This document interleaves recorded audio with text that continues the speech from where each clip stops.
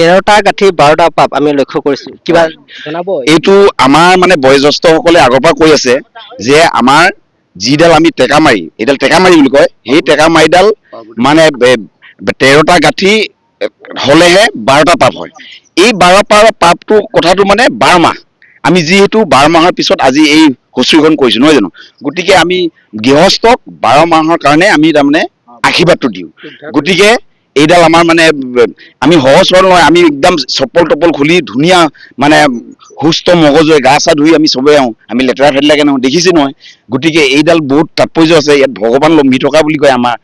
বয়োজ্যেষ্ঠসকলে গতিকে এই টেকামাৰিডাল যাহা তাহা মানুহ চুবও নালাগে গাবও নালাগে গতিকে আমি এই 13টা পাপ 12টা কি 13টা গাঠি 12টা পাপ এইটোৱে মানে 12 মাহ 13টা গাঠি থাকিলে 12 মাহ হয় গতিকে আমি 12 মাহৰ কাৰণে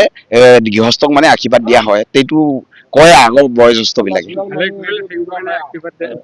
মানে ক'ৰবাত অলপ বেলেগকে কোৱা শুনো সেইকাৰণে মই অকণমান সুধি লৈছো মানে ঠিকে আছে